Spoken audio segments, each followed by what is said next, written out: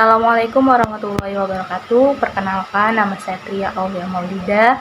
Di sini saya akan menjelaskan tentang sejarah perkembangan peradaban Islam di Indonesia. Nah, yang pertama ada awal mula masuknya Islam ke Indonesia.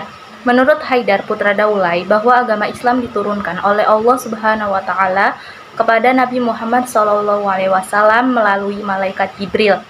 Sejak saat itulah Rasulullah SAW mulai menyebarkan ke seluruh penjuru dunia, khususnya Jazirah Arab. Agama Islam lahir dan berkembang di Jazirah Arab. Dalam perkembangannya, Islam tersebar ke seluruh penjuru dunia, termasuk Indonesia. Islam masuk ke Indonesia dibawa oleh pedagang Muslim dari Arab dan India pada abad ke-7 Masehi. Para pedagang Muslim tersebut melakukan kegiatan perdagangan sambil menyebarkan agama Islam. Kehadiran agama Islam pada abad ke-6 Masehi membawa kemajuan peradaban di Jazirah Arab dan sekitarnya. Peradaban dunia Arab yang semula terbelakang menjadi peradaban yang maju dalam pengembangan ilmu pengetahuan. Seiring dengan perkembangan Daulah Islamiyah, wilayah kekuasaan Islam semakin luas hingga mencapai daratan Eropa. Dalam perkembangan selanjutnya, Islam tersebar ke seluruh benua di dunia. Di Indonesia, baik secara historis maupun sosiologis, sangat kompleks. Terdapat banyak masalah, misalnya tentang sejarah dan perkembangan awal Islam. Harus diakui bahwa penulisan sejarah Indonesia diawali oleh golongan orientalis yang sering ada usaha untuk meminimalisir peran Islam, di samping usaha para sarjana Muslim yang ingin mengemukakan fakta sejarah yang lebih jujur. Suatu kenyataan bahwa kedatangan Islam ke Indonesia dilakukan secara damai, berbeda dengan penyebaran Islam di Timur Tengah yang dalam beberapa kasus disertai dengan pendudukan oleh wilayah militer.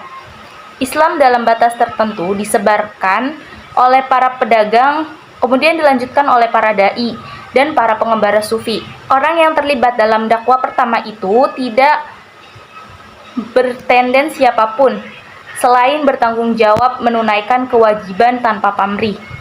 Sehingga nama mereka berlalu begitu saja, karena wilayah Indonesia sangat luas dan perbedaan kondisi dan situasi, maka wajar kalau terjadi perbedaan pendapat tentang kapan, dari mana, dan di mana pertama kali Islam datang ke Indonesia. Siapakah yang pertama kali membawa Islam ke Indonesia? Sejak awal abad Masehi, telah ada rute-rute pelayaran dan perdagangan antara pulau atau antara daerah. Kawasan timur yang meliputi Kepulauan India Timur dan pesisir selatan Cina sudah memiliki hubungan dengan dunia Arab melalui perdagangan. Pedagang Arab datang ke Nusantara melalui jalur laut dengan rute dari Aden menyisir pantai menuju Maskat, Raisut, Siraf, Gwadar, Daibul, Pantai Malabar yang meliputi Guzarat, Keras, Quilon, dan Kalicut.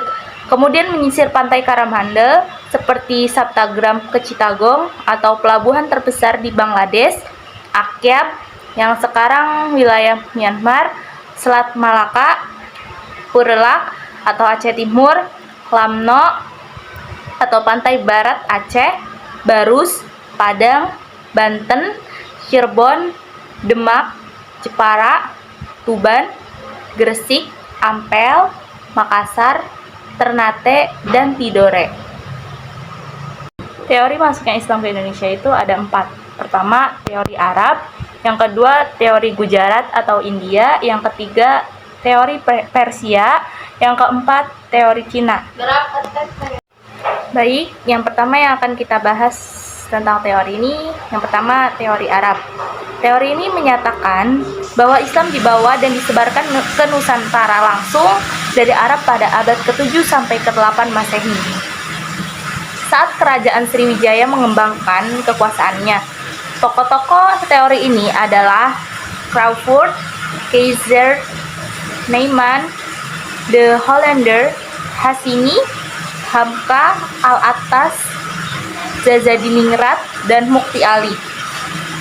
Bukti-bukti sejarah teori ini sangat kuat. Pada abad ke-7 sampai ke-8 Masehi, Selat Malaka sudah ramai dilintasi para pedagang muslim dan pelayaran dagang mereka ke negeri-negeri Asia Tenggara dan Asia Timur. Berdasarkan berita Cina, zaman Tang pada abad tersebut masyarakat muslim sudah ada di Kanfu atau Kanton dan Sumatera. Ada yang berpendapat mereka adalah utusan Bani Umayyah yang bertujuan penjajahan perdagangan. Demikian juga Hamka yang berpendapat bahwa Islam masuk ke Indonesia tahun 674 Masehi. Berdasarkan catatan Tiongkok, saat itu datang seorang utusan Arab bernama Taceh atau Tasi atau kemungkinan Muawiyah bin Abu Sufyan ke kerajaan Holing atau Kalingga di Jawa yang diperintah oleh Ratu Sima. Tasi juga ditemukan dari berita Jepang yang ditulis tahun 784 Masehi. Diceritakan pada masa itu terdapat kapal-kapal pose dan tasi. Menurut Ross Bimeglio, istilah pose menunjukkan jenis bahasa Melayu, sedangkan tasi hanya menunjukkan orang-orang Arab dan Persia bukan Muslim India. Junaid Parinduri kemudian memperkuat lagi. Pada 670 Masehi, di Barus Tapanuli ditemukan sebuah makam bertuliskan Hamim. Semua fakta tersebut tidaklah mengherankan, mengingat bahwa pada abad ke-7, Asia Tenggara memang merupakan lalu lintas perdagangan dan interaksi politik antara tiga kekuasaan besar, yaitu Cina di bawah dinasti Tang pada tahun 618 sampai 907 Masehi, Kerajaan Sriwijaya pada abad ke-7 sampai ke-14 Masehi, dan dinasti Umayyah pada tahun 660 sampai 749 Masehi. Dari uraian di atas dapat dipastikan bahwa Arab berperan penting dalam perdagangan dan telah ditemukan bukti-bukti yang menunjukkan bahwa telah terjadi interaksi perdagangan antara Cina, Arab, dan Nusantara, sehingga Islam sudah mulai masuk ke dalam kepulauan Nusantara. Nah, yang kedua ada teori Gujarat atau India. Para sarjana dari Belanda memegang teori bahwa asal-muasal Islam di Nusantara adalah anak benua India, Gujarat, dan Malabar. Teori ini dikemukakan oleh Posnapel. Menurutnya orang-orang Arab yang bermazhab Syafi'i yang berimigrasi dan menetap di India yang kemudian membawa Islam ke Nusantara. Teori ini kemudian dikembangkan oleh Snow Hordgronje. Menurutnya ulama-ulama Gujaratlah penyebar Islam pertama di Nusantara. Baru kemudian disusul orang-orang Arab. Meski tidak menyebutkan secara eksplisit daerah mana yang pertama kali didatangi Islam, tapi menurutnya abad ke-12 adalah periode yang paling mungkin permulaan penyebaran Islam di Nusantara. Alasan Snow menyebutkan teori ini adalah yang pertama, kurangnya fakta yang menjelaskan peranan bangsa Arab dalam penyebaran Islam ke Indonesia. Nah, yang kedua, hubungan dagang India-Indonesia telah lama terjalin. Dan yang ketiga, inskripsi tertua tentang Islam terdapat di Sumatera menunjukkan hubungan antara Sumatera dan Gujarat. Pendapat Snok ini didukung oleh Mokute yang menyimpulkan tempat asal Islam adalah Gujarat. Kesimpulan ini didasarkan pada pengamatannya akan batu nisan di Pasai dan di Gresik, Jawa Timur yang sama bentuknya dengan batu nisan di Cambai, Gujarat. Sebaliknya, Fatimi menentang pendapat Mokute. Menurutnya tidak ada kesamaan batu nisan di Pasai dengan batu nisan di Gujarat. Sebaliknya, batu nisan tersebut justru mirip dengan batu nisan di Bengal.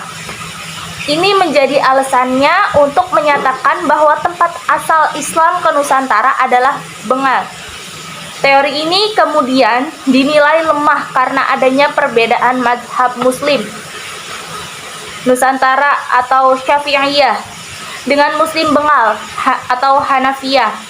Penentang keras teori Gujarat lainnya adalah Naqib Al-Attas. Menurutnya batu nisan yang di Nusantara berasal dari Gujarat karena jarak tempuhnya yang lebih dekat dibanding dengan Arabia. Menurutnya, bukti paling penting untuk membahas daerah asal Islam di Nusantara adalah karakteristik internal Islam di dunia, Melayu, dan Indonesia. Oleh karena ia berpendapat bahwa Islam di Nusantara berasal langsung dari Arab, kelemahan teori ini selain data-data yang ditampilkan lemah, terkesan juga tidak menjelaskan antara masuknya Islam dengan perkembangan penyebaran Islam di Indonesia. Yang ketiga ada teori Persia. Teori ini menyatakan bahwa Islam yang datang ke wilayah Nusantara ini awalnya berasal dari Persia, bukan dari yang lain. Teori ini didasarkan pada beberapa unsur kebudayaan Persia, khususnya kaum Syiah, yang ada dalam kebudayaan Islam di Nusantara. Teori ini didukung oleh beberapa peneliti lain, diantaranya adalah Hussein Jajadiningrat. Kesimpulan ini didasarkan pada beberapa alasan, yakni yang pertama, analisis Hussein Jajadiningrat terhadap pada pengaruh Sufisme Persia terhadap beberapa ajaran mistik Islam atau Sufisme Indonesia. Ajaran Manunggaling Kawula Gusti Syekh Siti Jenar menurutnya merupakan pengaruh dari ajaran Wahdat al-Wujud al-Halaj dari Persia. Nah, yang kedua, penggunaan istilah bahasa Persia dalam sistem mengeja huruf Arab, terutama untuk tanda-tanda bunyi harokat dalam pengajaran Al-Quran. Jabar atau Arab Fathah untuk menghasilkan bunyi A. Jer, Kasroh untuk menghasilkan bunyi I dan E. Serta Pes, yaitu Doma untuk menghasilkan bunyi U atau O. Pada awal belajar membaca Al-Quran, para santri harus menghafal di beberapa pesantren, terutama di pedalaman Banten. Sampai sekarang masih ada yang mempraktekkannya seperti itu, di mana cara membacanya alif jabar A, alif jer I, dan alif pes U atau O. Nah, yang ketiga, peringatan Asyura atau 10 Muharram sebagai salah satu hari yang diperingati oleh kaum Syiah, yakni hari wafatnya Syed Hussein bin Abi Thalib di Padang Karbala. Di Jawa dan juga di Aceh, peringatan ini seringkali ditandai dengan pembuatan bubur Asyura.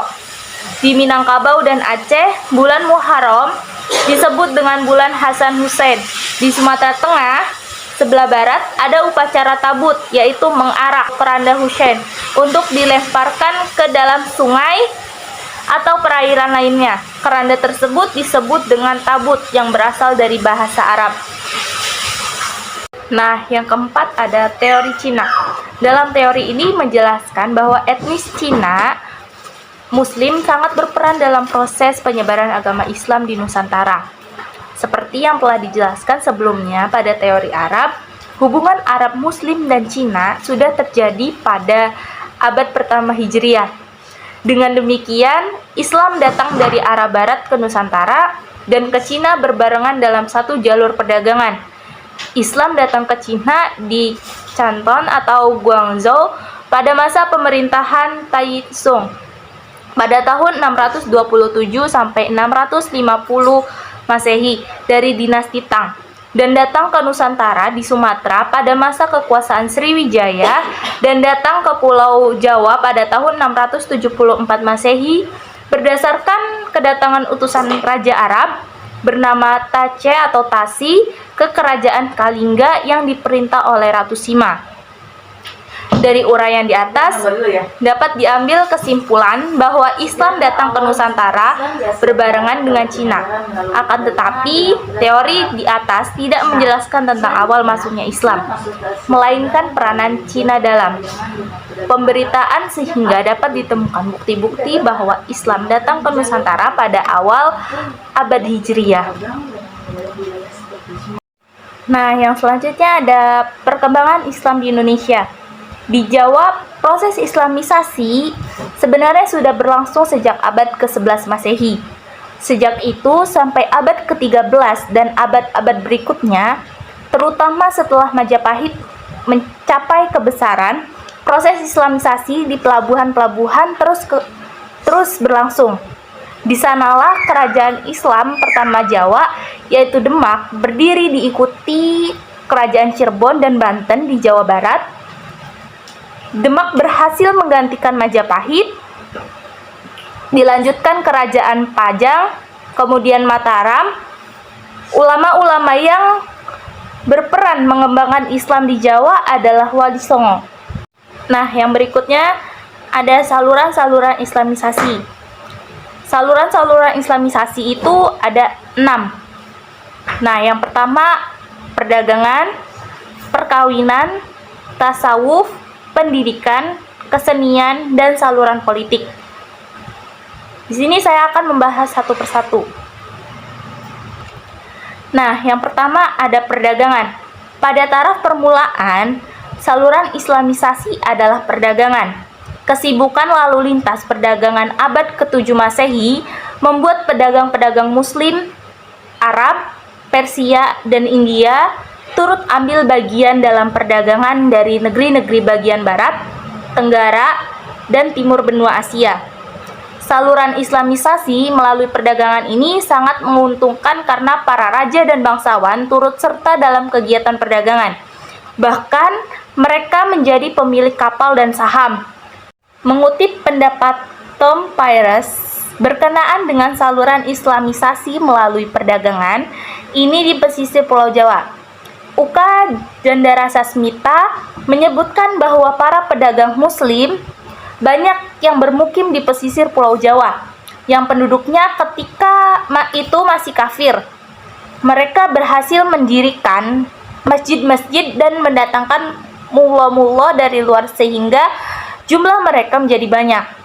Dan karenanya anak-anak Muslim itu menjadi orang Jawa dan kaya-kaya. Nah, yang kedua ada perkawinan. Dari sudut ekonomi, para pedagang Muslim memiliki status sosial yang lebih baik daripada kebanyakan pribumi, sehingga penduduk pribumi, terutama putri-putri bangsawan, tertarik untuk menjadi istri saudagar-saudagar itu. Sebelum kawin, mereka diislamkan lebih dahulu. Setelah mereka mempunyai keturunan, lingkungan mereka makin luas. Akhirnya timbul kampung-kampung, daerah-daerah, dan kerajaan-kerajaan Muslim. Jalur perkawinan ini lebih menguntungkan apabila terjadi antara saudagar Muslim dengan anak bangsawan atau anak raja dan anak adipati, karena raja, adipati atau bangsawan itu kemudian turut mempercepat proses Islamisasi. Nah, yang ketiga, tasawuf. Dengan tasawuf atau bentuk Islam yang diajarkan kepada pribumi mempunyai persamaan dengan alam pikiran mereka yang sebelumnya menganut agama Hindu, sehingga agama baru itu mudah dimengerti dan diterima. Di antara ahli-ahli tasawuf yang memberikan ajaran yang mengandung persamaan dengan alam pikiran Indonesia pra-Islam adalah Hamzah Fansuri di Aceh, Syekh Lemah Abang, dan Sunan Panggung di Jawa. Ajaran mistik seperti ini masih berkembang di abad ke-19, bahkan di abad ke-20 ini. Nah, yang keempat ada pendidikan. Islamisasi juga dilakukan melalui pendidikan, baik pesantren maupun pondok yang diselenggarakan oleh guru-guru agama, kiai-kiai, dan ulama-ulama. Di pesantren atau pondok itu calon ulama, guru agama, dan kiai mendapat pendidikan agama. Setelah keluar dari pesantren, mereka pulang ke kampung masing-masing atau berdakwah ke tempat tertentu mengajarkan Islam. Nah, yang kelima, kesenian. Saluran Islamisasi melalui kesenian yang paling terkenal adalah pertunjukan wayang. Dikatakan Sunan Kalijaga adalah tokoh yang paling mahir dalam mementaskan wayang. Dia tidak pernah meminta upah pertunjukan, tetapi ia meminta para penonton untuk mengikutinya. mengucapkan kalimat syahadat. Sebagian besar cerita wayang masih dipetik dari cerita Mahabharata dan Ramayana. Tetapi di dalam cerita itu disisipkan ajaran dan nama-nama pahlawan Islam. Kesenian-kesenian lain juga dijadikan alat islamisasi seperti sastra atau hikayat, babat, dan sebagainya, seni bangunan dan seni ukir.